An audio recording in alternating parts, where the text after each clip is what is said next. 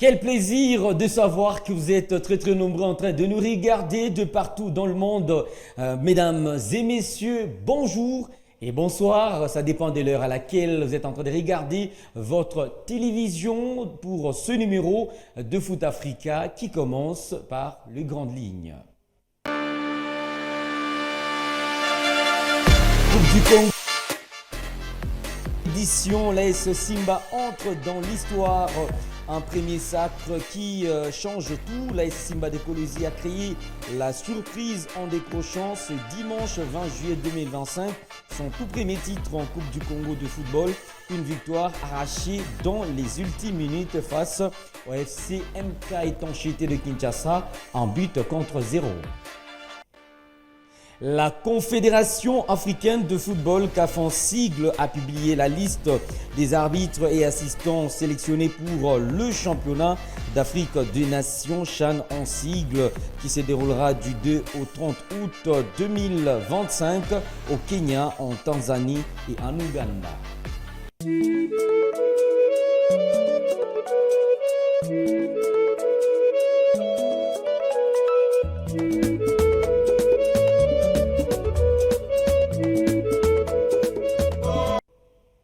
La Confédération africaine de football, CAF en sigle, comme je le disais dans le sommaire, a bel et bien publié la liste des arbitres et assistants sélectionnés pour le championnat d'Afrique des Nations CHAN en sigle qui se déroulera du 2 au 30 août 2025 au Kenya, en Tanzanie et en Ouganda. Pour cette édition, 70 arbitres issus de plus de 30 pays africains ont été retenus, mêlant expérience et nouveaux visages dans le cœur arbitral. Parmi les 29 arbitres centraux sélectionnés, 3 nations se distinguent en présentant chacune 2 représentants, l'Algérie et le Maroc, ainsi que le Burkina Faso. Les autres pays, dont la République démocratique du Congo, auront un seul arbitre principal et le Congo est représenté par Malaka Kabanga Yannick. Une nomination qui reflète son professionnalisme et la connaissance de ses compétences par la CAF. Et du côté des arbitres assistants, la RDC sera également représentée ou présente grâce à Ngila, à Bongeli Guilin, lui aussi retenu pour officier durant cette compétition continentale.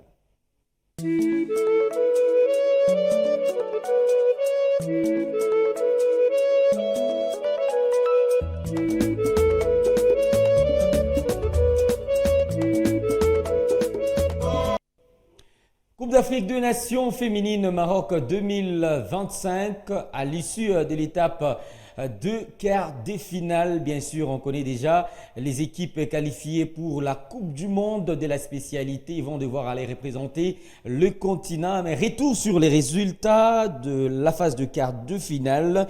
Le Nigeria qui est en train d'atomiser la Zambie. 5 buts contre 0 score à l'arrivée. Et le Maroc avait eu raison de la sélection malienne, 3 buts contre 1. Et le samedi dernier, l'Algérie qui avait réalisé un match nul des 0 buts partout devant le Ghana après prolongation, 2 contre 4 au tir au but. Et l'Afrique du Sud qui avait eu raison du Sénégal. D'abord, il y avait les 0 buts partout et après prolongation, 4 contre 1 à l'issue de la séance fatidique des tirs au but. Et ici, j'aimerais vous présenter, mesdames et messieurs, la réaction d'après-match. Il s'agit là du sélectionneur Mam Moussa Cissé de l'équipe dames du Sénégal. On savait qu'on rencontrait une grande équipe. Le Maroc, ce n'est plus un pays à présenter. Ils ont joué la finale de la dernière édition. C'est un pays qui est allé à la Coupe du Monde. Il y a un gros potentiel. Donc on essaie de préparer par rapport à cette éventualité-là. Et je pense qu'on a joué le match qu'il fallait. Ce match se termine sur une histoire de penalty, sifflé, non sifflé. Mais je pense aujourd'hui que nous avons fourni le match qu'il fallait. Nous sommes battus, nous avons empêché à cette équipe de jouer comme elle sait le faire. Nous avons mis l'impact. Et je pense qu'on méritait au moins une égalisation sur ce match-là. Si de bonnes décisions avaient été prises. Mais bon, aujourd'hui, on accepte, on félicite le Maroc pour sa victoire. J'ai juste mal pour mes jeunes filles. Les voir pleurer comme ça, alors qu'elles ne méritaient pas de perdre. C'est ça, aujourd'hui, ma difficulté. Mais au-delà de ça, en tant que sportif, nous félicitons le Maroc et nous encourageons nos filles. Si vous posez la question vous-même, c'est que dans votre tête, il y a problème. C'est le sentiment que nous avons. Déjà, nous allons rester, mesdames et messieurs, toujours dans les réactions d'après-match, justement après avoir validé sa qualification pour la prochaine Coupe du Monde de football pour le compte de dames. Il s'agit là de l'équipe nationale marocaine qui s'est imposée devant le Mali. Le public de ce côté-là, ils étaient très contents et heureux de voir encore une fois leur nation arracher ce ticket qualificatif pour la grande fête mondiale dans la version féminine. Ambiance de fête autour du stade olympique de Rabat après la victoire 3-1 du Maroc face au Mali et sa qualification pour les demi-finales de la Coupe d'Afrique des Nations féminines. En nombre, un public en liesse a célébré avec fierté ce nouveau succès des Lionnes de l'Atlas. Franchement, on est très contents. Le match était très bien. Ça montre beaucoup de travail et Inch'Allah, on en veut encore plus pour les demi-finales et la finale. Parmi les nombreux supporters, certains ont vécu cette victoire de manière encore plus intense, comme ce frère d'une des joueuses marocaines, très ému après le match. Ils ont fait un très très bon match, il y avait vraiment beaucoup d'intensité. Je voudrais aussi encourager ma sœur, Imen El Ghazouani, qui a fait aussi un très très bon match, malgré qu'elle est rentrée en fin de seconde période. Direction donc les demi-finales pour un duel explosif face à l'Algérie ou le Ghana. L'enjeu est de taille pour les Marocaines, une place en finale synonyme d'une qualification pour le Mondial 2027 au Brésil. Direction Kinshasa, capitale de la République démocratique du Congo, où les Léopards A-Prime préparent leur compétition continentale. Il s'agit là du championnat d'Afrique des Nations en sigle. Il faut dire ici qu'Otis Ngoma a présélectionné 33 joueurs, j'y arrive. Les sélectionneurs nationaux des Léopards A-Prime a rendu public la liste des 33 joueurs présélectionnés pour le préparatif du championnat d'Afrique des Nations CHAN en sigle prévu du 10 au 20 août 2025 au Kenya, en Ouganda et en Tanzanie. Retour sur cette liste dans cet élément de Jean-Claude Sefou Sadiki. À 40 ans, Aimé Bakula vient d'être appelé pour la première fois en sélection nationale. Une sélection qui surprend, mais qui couronne tout de même les sacrifices de celui qui a longtemps évolué dans l'ombre tout-puissant Glebert Mazembe et qui est auteur d'une saison sensationnelle avec les cercles sportifs Don Bosco. Pour le reste de la liste, Otis Ngoma s'est rabattu sur les équipes ayant fait une saison marquante, pour la plupart très jeunes, piochés au FC Les Aigles du Congo, champion de la Ligue nationale de football, de l'Académie de football Ange Vert, du FC Saint-Éloi Lupopo, tout puissant Glebert Mazembe ou encore Maniema Union. Dans les bois, Aimé Bakula sera accompagné de Bridel Efongue de Maniema Union et de Jackson Lunanga du DSMP. 12 défenseurs dont le capitaine et champion de la Ligue nationale de football Elton Kayembe. On y trouve aussi les noms déjà connus. Magloire Tambwe Kalonji du tout-puissant Glebert Mazembe, Mokonzi Bazeke du FC Saint-Éloi Lupopo, Lupini de Maniema Union, Djebeni Ndongala du TP Mazembe et l'unique joueur de l'AS Vita Club de Kinshasa retenu, Lolendo Masanga. Ilongo Lissimi de Ange Vert fait aussi partie du voyage. Le milieu de terrain sera en grande partie meublé par les nouvelles figures qui se sont révélées en championnat. Les Marzouk Diakana de Darin Motema Pembe, les Folé Linda Tangué du FC Les Aigles du Congo, Tukumba Nembanga du FC Tanganyika, fort de ses 11 buts, honorera aussi sa première convocation en sélection aux côtés des gros cylindres Mika Miché ou encore Ajé Basiala. Il y aura aussi du bon monde à l'attaque. Pour les noms les plus connus, on y trouve Oscar Kabouit, Faverdi Bongeli, Liz Doumbanyembo, Orso Mwaku, Jefte Kitambala, Ibrahim Matobo, Tony Talassi. D'autres récompenses comme Kazema Basso ou encore James Mboma. Les techniciens congolais prévoient un mini-stage à Kinshasa suivi d'un regroupement d'environ 10 jours en Algérie avant de rallier Nairobi pour le début de la compétition. Reçu ce mardi par les ministres des Sports, Otis Ngoma a plaidé pour la mise en place d'un plan d'urgence afin de préparer sereinement ces rendez-vous continentaux.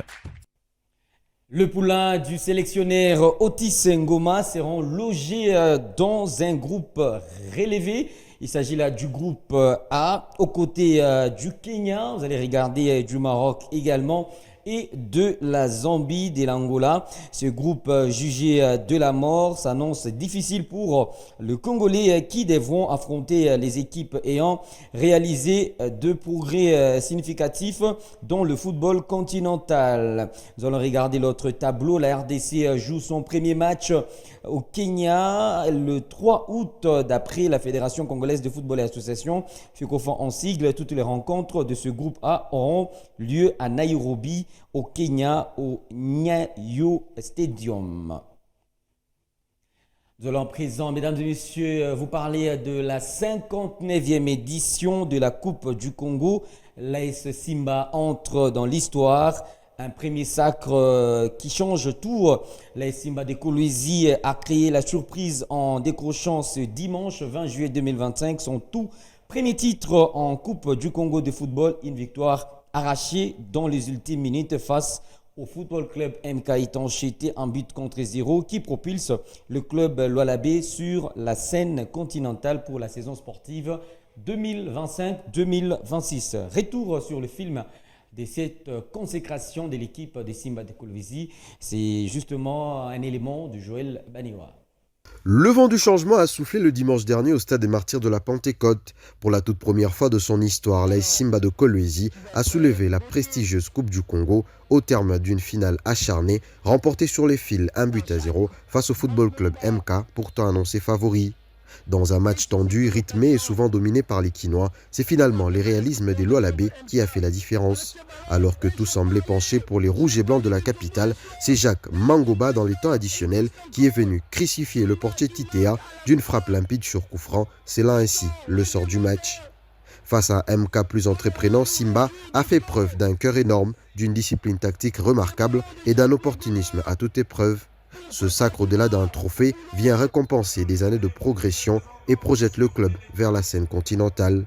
Désormais, Kolwezi peut rêver d'Afrique. Simba représentera la République démocratique du Congo en Coupe de la Confédération de la CAF pour la saison 2025-2026, ce qui est une grande première avec un parfum de fierté historique.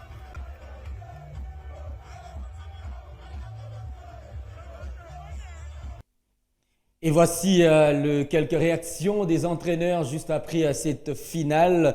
Il s'agit là de l'entraîneur Daoula et également Cyril, respectivement coach de l'équipe de Simba et de MK Itanchété de Kinshasa. Je pense, parce qu'au regard de ce match, ça ne pouvait que se jouer sur des détails comme ça. Comme on a travaillé les balles arrêtées, moi je pense que c'est aussi le fruit d'un travail. Non pas une surprise. C'est vrai que les minutes passant, il fallait passer au penalty ou au tir au but. Mais là, je savais qu'on est souvent jusqu'au boutiste. Et là, on vient de marquer sur une action comme on l'a toujours fait. C'est le fruit du travail. Oui, donc on digère d'abord cette victoire. Et puis on va voir le reste après. Non, on ne peut pas blâmer les reports. Les reports, c'est sur le plan de l'organisation. C'est l'organisateur. Il reporte le match pour que ça puisse bien se jouer. Ce n'est pas une raison. Et comment vous expliquez ce but? Non, mais c'est un but. Il y a un coup franc, le ballon qui est dévié par le but. Il y a 95%, c'est un but. C'est un coup franc peut-être qu'on devrait éviter, qu'on pouvait éviter. Mais c'est arrivé, c'est ça le coup de rôle. Hein. C'est pas parfait. Non, ok, soyez positifs. Nous allons jouer la Ligue 1. L'équipe n'est pas mauvaise. Nous allons continuer à nous battre. Nous allons prendre notre dernière compétition dans cette rubrique de 4 ligues. Il s'agit là du championnat national de football en République démocratique du Congo, l'INAFOOT en sigle, championnat d'élite. Il faut dire ici que le tribunal arbitral du sport ordonne la reprise immédiate de la Ligue 1 par une sentence arbitrale définitive rendue le mercredi 16 juillet 2025. Le tribunal arbitral du sport TAS en sigle annule la décision de la FECOFA d'interrompre le championnat national, ordonnant sa reprise immédiate. Voici les détails de cette décision, voulais-je dire, dans cet élément de Jean-Claude Sefou. Voilà une décision qui ressemble bien à une bombe que le tribunal arbitral du sport largue dans l'écosystème du football congolais. saisi le 9 juillet dernier par les TP Englebert Mazembe, qui, en contestation de la décision de la Fédération congolaise de football, imposant à la Ligue nationale de football d'arrêter le championnat avant le 27 juin. La haute juridiction sportive donne raison au géant club de Lubumbashi, qui dans son argumentation a décrié l'absence d'équité en suspendant la phase retour des playoffs. Après analyse de la requête du tout-puissant Englebert Mazembe, l'État s'est tranché pour la reprise immédiate du football en République démocratique du Congo, en fustigeant ce qu'il qualifie du manque d'équité dans la prise de décision par la Fédération congolaise de football, qui a arrêté le championnat plutôt que prévu, en violation de l'article 62 du règlement de la Ligue nationale de football. Cette décision chamboule tout dans la mesure où elle est irrévocable et exige la reprise du championnat alors même que tous les clubs ont déjà envoyé les joueurs en vacances. Alors quelles sont les conséquences possibles?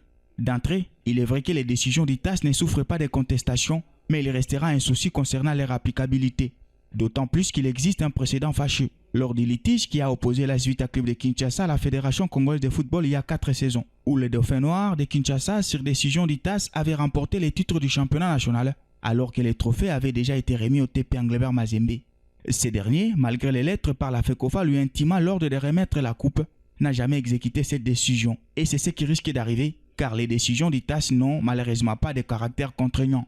L'autre cas de figure, puisqu'il est désormais impossible de rejouer, le championnat pourrait être déclaré annulé et la saison sera inévitablement déclarée blanche. La Fédération congolaise de football sera tenue à considérer le classement de la saison dernière.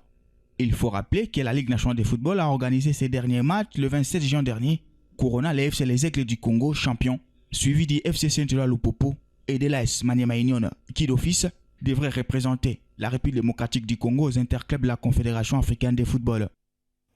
Il s'agit de rappeler que le Football Club Aigle du Congo et l'FC Saint-Éloi Lupopo sont qualifiés pour la Ligue des champions de la CAF. Vous allez regarder sur ce tableau.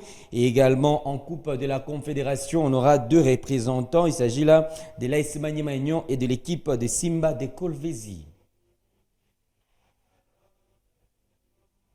Nous allons prendre une transition, mesdames et messieurs. Question de parler focus.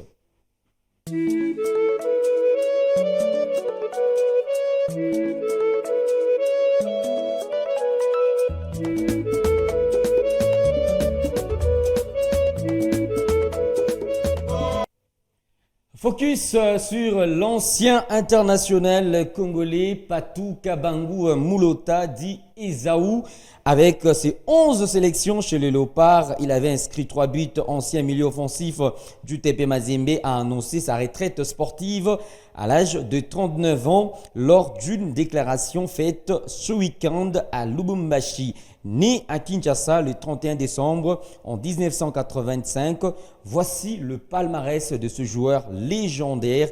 Il a gagné 3 fois la Ligue nationale de football championnat d'élite en République démocratique du Congo, 2 fois la Ligue de champions de la CAF, 2 fois également la Super Coupe de la CAF et champion de la Belgique avec Anderlecht, une fois d'ailleurs, et finaliste mondial de la Coupe du Monde de club en 2010 avec l'équipe du tout-puissant Mazembe Englebert. Mesdames et messieurs, je vous prie ici maintenant de regarder cet élément nostalgique de Patou Kabangu Mulota, écrit justement par Joël Baniwa. À 39 ans, Patou Kabangu Mulota tire sa révérence. Et c'est à Lubumbashi, au sein du Football Club Saint-Éloi Lupopo, qu'il a choisi de dire adieu au rectangle vert, à un départ discret, à l'image d'un homme dont les gestes parleraient plus fort que les mots. Né un certain 31 décembre à Kinshasa, il commence à faire vibrer les filets à Mbujimayi sous les couleurs du club de Sa Majesté Sanga Balende. Mais c'est au sein du tout-puissant Mazembe Englebert que son étoile brillera de 1000 feux. Avec les Corbeaux, il inscrit plus de 60 buts en près de 200 apparitions. Il soulève d'élever ce respect du jeu et de l'adversaire, un maestro silencieux, humble dans la victoire et digne dans les faits aimés davantage ton sport. Merci pour tout ton talent unique, l'homme au crochet magique, tu resteras à jamais dans nos cœurs et dans les mémoires. Ton nom s'inscrit aux côtés des légendes. Le football congolais perd aujourd'hui un joueur, mais gagne une icône incontournable.